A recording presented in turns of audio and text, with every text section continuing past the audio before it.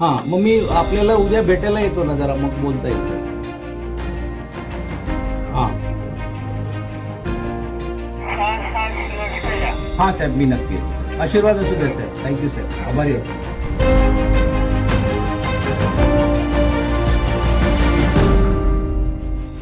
महाराष्ट्राच्या राजकीय वर्तुळात गेल्या काही वर्षात अनेक अभूतपूर्व आणि नाट्यमय घडामोडी घडल्या.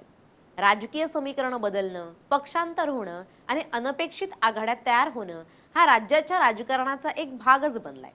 याच मालिकेत आता आणखी एका मोठ्या आणि धक्कादायक राजकीय घडामोडीची भर पडली आहे. शिवसेना उद्धव बाळासाहेब ठाकरे पक्षाचे अत्यंत विश्वासू आणि आदित्य ठाकरे यांचे निकटवर्तीय मानले जाणारे आमदार सचिन अहिर यांनी अचानक घेतलेला राजकीय निर्णय आणि त्यानंतर ज्येष्ठ नेते शरद पवार यांच्यासोबत झालेली त्यांची भेट सध्या संपूर्ण राज्यात प्रचंड चर्चेचा विषय ठरली आहे. या घटनेनं महाविकास आघाडीला मोठा धक्का बसलाय. सत्ताधारी महायुतीच्या गोटात मात्र नव्या समीकरणांची नांदी पाहायला मिळते. सचिन अहिर आज पवारांना नेमके का भेटले? राज्याच्या राजकारणात पुन्हा मोठा राजकीय भूकंप होणार का? हे या व्हिडिओतून सविस्तर पाहूयात. नमस्कार, मी मृणाली पिळणकर. सचिन अहिर यांनी शिवसेना उद्धव बाळासाहेब ठाकरे पक्षाची साथ सोडून थेट उपमुख्यमंत्री एकनाथ शिंदे यांच्या नेतृत्वाखालील शिवसेनेत प्रवेश केला. हा प्रवेश केवळ एक साधा पक्षांतर नव्हता, तर या पक्षप्रवेशानंतर लगेचच त्यांना विधान परिषदेच्या उपसभापती पदाची उमेदवारी देण्यात आली. सत्ताधारी पक्षाकडे असलेलं बहुमत आणि विरोधी पक्षाने घेतलेली सामोपचाराची भूमिका यामुळे सचिन अहिर यांनी विधान परिषदेच्या उपसभापतीपदी बिनविरोध निवड झाली.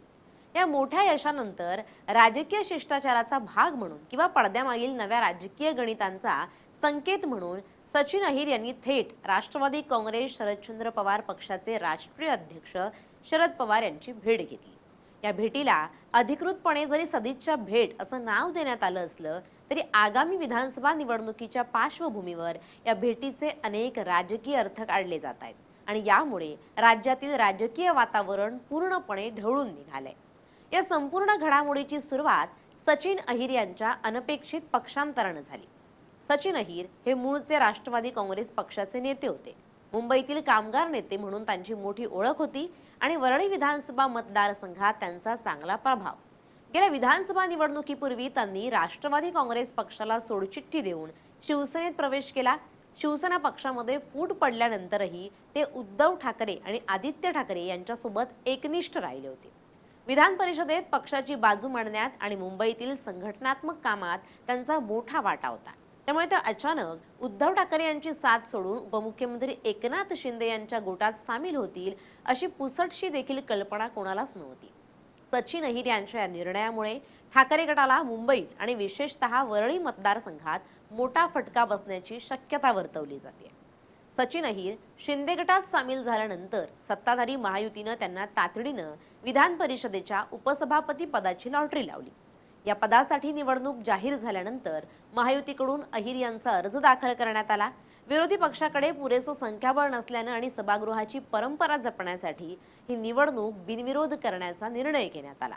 सचिन अहिर यांची उपसभापतीपदी बिनविरोध निवड झाल्याची अधिकृत घोषणा होताच सभागृहात आणि सभागृहाबाहेर त्यांच्यावर अभिनंदनाचा वर्षाव सुरू झाला.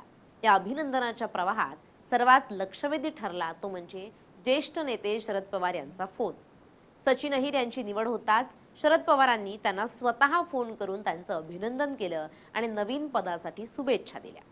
शरद पवारांसारखा अत्यंत ज्येष्ठ आणि विरोधी पक्षातील सर्वोच्च नेत्याकडून सत्ताधारी पक्षाच्या उपसभापतीला फोन येणं ही महाराष्ट्राच्या राजकारणात एक मोठी गोष्ट मानली जाते. या फोनवरील संभाषणादरम्यान सचिन अहिर यांनी शरद पवारांबद्दल कमालीचा आदर व्यक्त केला. त्यांनी पवारांना सांगितलं की साहेब, तुमचा आशीर्वाद नेहमीच माझ्या पाठीशी राहू द्या. मी उद्याच मुंबईत किंवा जिथे शक्य असेल तिथे तुम्हाला प्रत्यक्ष भेटायला येतोय आणि तुमचा आशीर्वाद घेणार आहे. या फोनवरील संवादानंतर दुसऱ्याच दिवशी सचिन अहिर यांनी दिलेल्या शब्दाप्रमाणे शरद पवार यांची प्रत्यक्ष भेट घेतली. या भेटीचे फोटो आणि व्हिडिओ समोर आल्यानंतर राजकीय चर्चांना प्रचंड उधाण आलं. सचिन अहिर आणि शरद पवार यांच्यातील ही भेट जवळपास अर्धा तास चालली आहे. या भेटीत नेमकी काय चर्चा झाली याबाबत दोन्ही बाजूंकडून कमालीची गुप्तता पाळण्यात आली आहे. अधिकृत सूत्रांनी दिलेल्या माहितीनुसार ही केवळ एक शिष्टाचार भेट होती. सचिन अहिर हे पूर्वी अनेक वर्ष शरद पवारांच्या नेतृत्वाखाली राष्ट्रवादी काँग्रेसमध्ये कार्यरत होते. त्यामुळे पवारांशी त्यांचं जुनं आणि कौटुंबिक संबंध आहेत. एका जुन्या सहकार्याने राजकीय क्षेत्रात मोठी उंची गाठल्यामुळे ज्येष्ठ नेत्याने दिलेली ती कौटुंबिक थाप होती, असा दावा अहिर यांच्या समर्थकांकडून केला जातोय. परंतु महाराष्ट्राच्या राजकारणात शरद पवार जेव्हा कोणाला भेटतात किंवा कोणी पवारांची भेट घेतं, तेव्हा त्यामागे केवळ शिष्टाचार नसतो, एक मोठं राजकीय गणित असतं, असा इतिहास आहे. अत्यंत संवेदनशील काळात एका विरोधी पक्षाच्या आमदारानं सत्ताधारी पक्षात जाणं, तिथे थेट उपसभापती पद मिळवणं आणि त्यानंतर लगेचच महाविकास आघाडीच्या मुख्य नेत्याची भेट घेणं, यामागे काहीतरी मोठं शिदत असल्याचे संकेत मिळत आहेत. राजकीय विश्लेषकांच्या मते सचिन अहिर यांनी जरी शिंदे गटात प्रवेश केला असला तरी त्यांचं शरद पवारांशी असलेले संबंध अजूनही सलोख्याचेच आहेत. भविष्यात निवडणुकांचे निकाल लागल्यानंतर जर पुन्हा काही नवीन समीकरणं तयार करायची असतील तर अशा प्रकारच्या भेटीगाठींचे पूल अत्यंत महत्त्वाचे ठरतात. दुसरीकडे या भेटीमुळे शिवसेना उद्धव बाळासाहेब ठाकरे पक्षाच्या गोटात प्रचंड अस्वस्थता निर्माण झाली आहे. महाविकास आघाडीचे घटक पक्ष असलेल्या राष्ट्रवादी काँग्रेसच्या मुख्य नेत्यानं ठाकरे पक्षाला सोडून गेलेल्या नेत्याचे अशा प्रकारे स्वागत करणं आणि त्यांना भेटीची वेळ देणं ठाकरे गटाला फारसं रुचलेलं नाहीये. महाविकास आघाडीमध्ये यामुळे काही प्रमाणात संभ्रमाचं वातावरण तयार झालंय.